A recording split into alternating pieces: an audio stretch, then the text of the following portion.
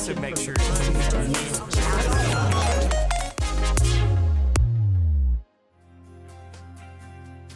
Hello and welcome into this week's edition of AFMC TV. We're so glad you're joining us.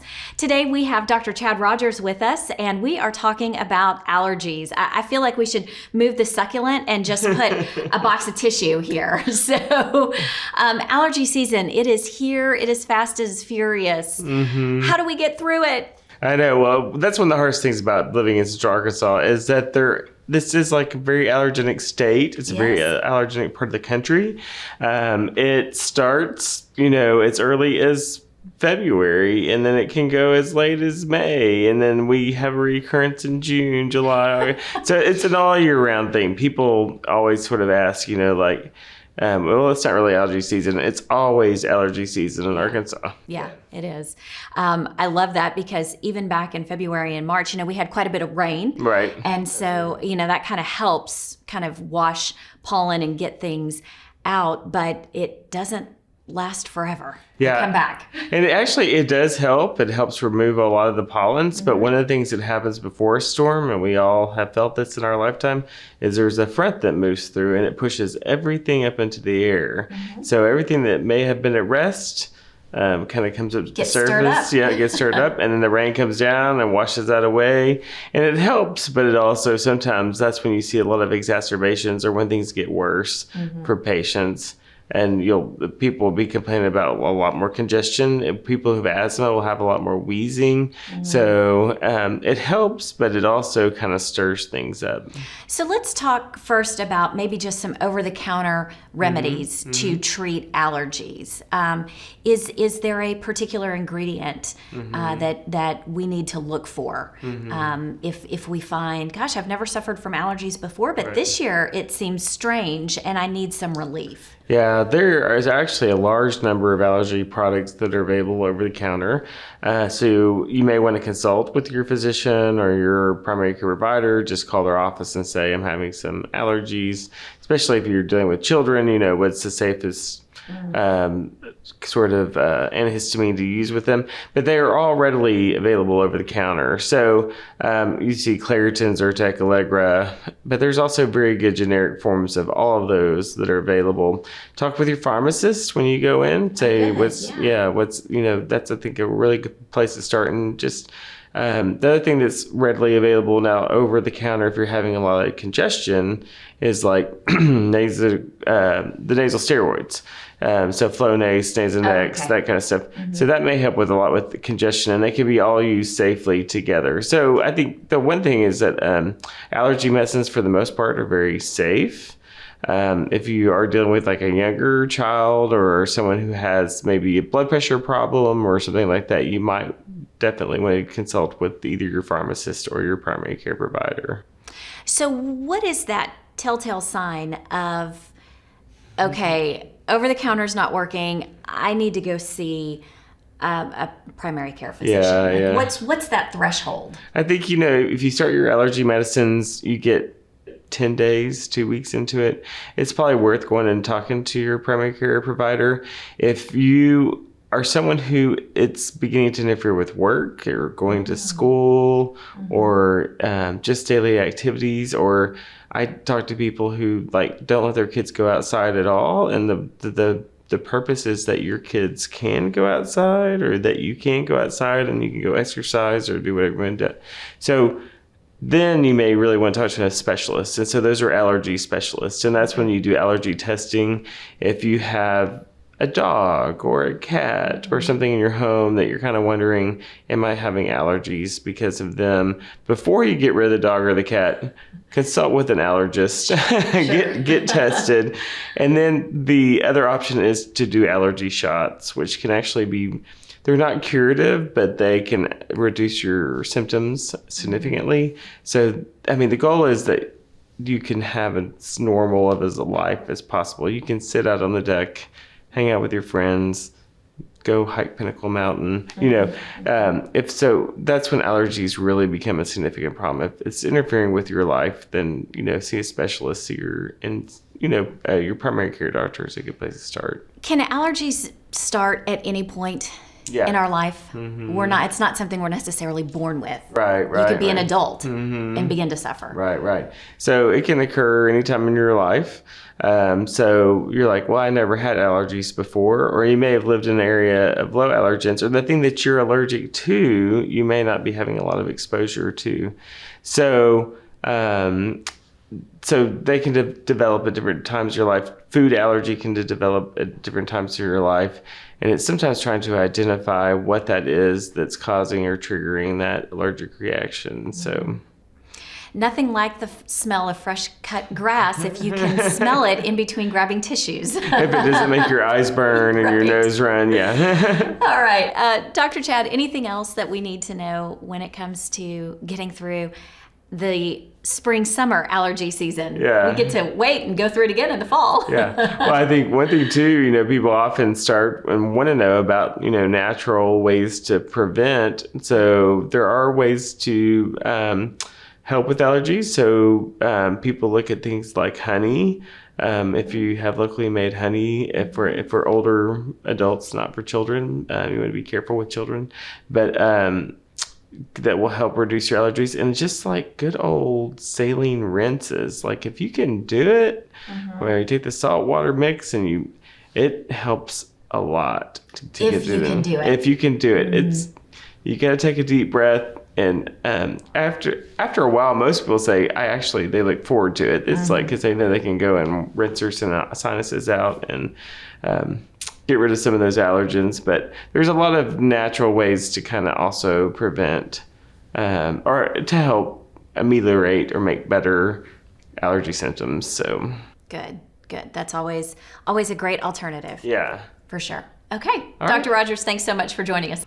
Joining me now is Heather Mercer with Immunize Arkansas. Hi, Heather. Thanks for coming in today. Thank you for having me. So we are talking about the fact that April is Oral Cancer Awareness Month. Yes. And there are several causes of oral cancer, but one of those is HPV. Right. So let's talk about that. Okay.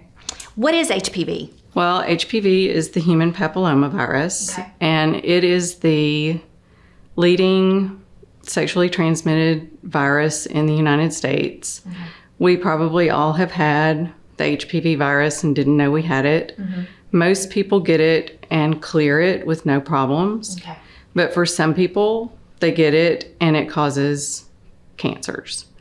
It can cause cervical cancer, vulvar cancer, penile cancer, and oral cancer. Anal cancer, and it can also cause genital warts.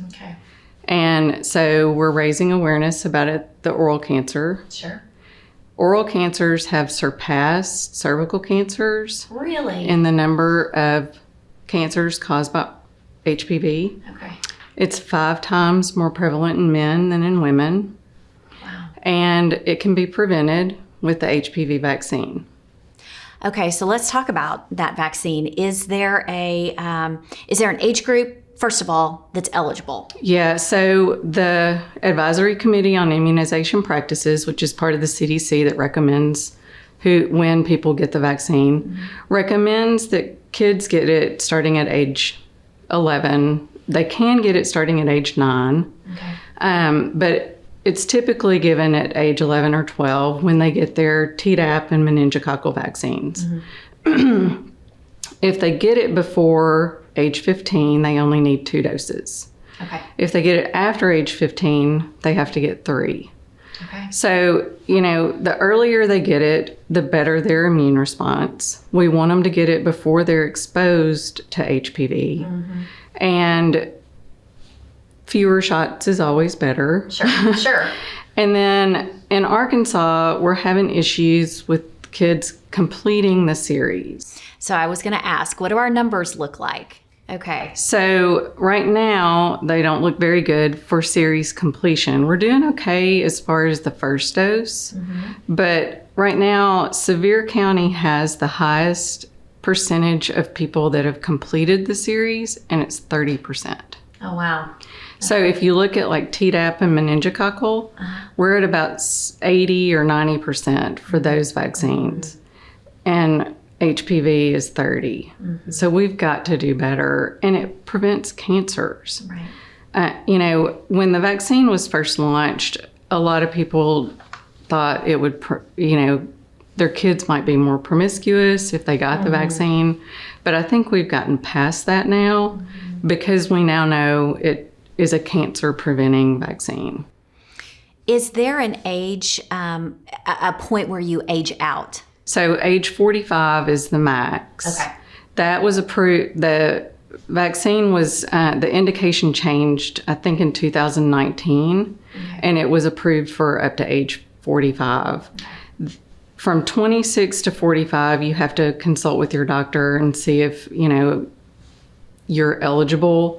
But even if you've been exposed to HPV, you can still get the vaccine because there are many different strains of HPV, and you may not have been exposed to all of the ones that are in the vaccine. So even if you've been told by your doctor that you've had HPV, you still want to get the vaccine. Sure. Because you may not have had all of the strains that are in the vaccine. So why do you think the numbers are down? Do you think are we just as a society fatigued on vaccines? I think COVID has had an impact on all of our vaccine, percentages. Because people weren't going to the doctor. They just, all of our vaccine numbers are down. But I do think it is a fatigue thing. And this one isn't required for school. Sure. So that has an impact on it as well. Right. But it's a very important vaccine because it prevents cancer. And if you hear stories of people that have had the cancers that this virus causes, it will change your mind. If you're on the fence about whether or not you want to get this for your child, and you hear from someone that has had cervical cancer or oral cancer or any of the other cancers that it causes, those are horrible stories. And if you can prevent it, you would do it, right? Why would you not? Well, you guys, Immunize Arkansas is putting together a summit, right, to talk about this. And it's May 6th. Let's talk a little bit about that. So this will be our 5th year to do this summit, and it is for medical and dental professionals. So we've always invited the dental professionals because of the oral cancer piece. Of course, yeah. And it's May 6th. We offer continuing education for the medical and dental providers. We offer 6 hours of continuing education for physicians, nurses, pharmacists, physician assistants, and dental professionals.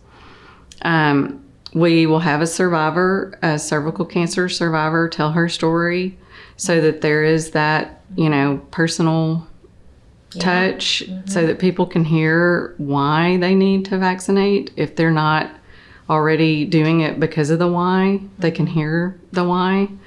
And it's in person. If you want to get out of the house or get out of the clinic and come see your colleagues, you can come in person or you can do it virtually. Okay. If people are interested, where should they go to register? I'm assuming we need to register for this. Yeah, you can go to immunizear.org, and there's information on our website. And there's, obviously different price points if you come in person or virtually. So hopefully, we've already got over 100 people registered, but there's still room, especially if you attend virtually. There's no limit for attending virtually. Heather, is there anything else as it relates to oral cancers and HPV that you would like to add? Well, there's a lot of information about it on our website. Good resource. Yeah, if anybody needs more information, they can go to immunizear.org. There's information for providers and for parents if they need information also. It's an important conversation to have with your kids. Yes. Okay. All right, Heather, thank you for coming in today. Thank you so much for having me. And thank you so much for joining us. We'll see you back here next week for more AFMC TV.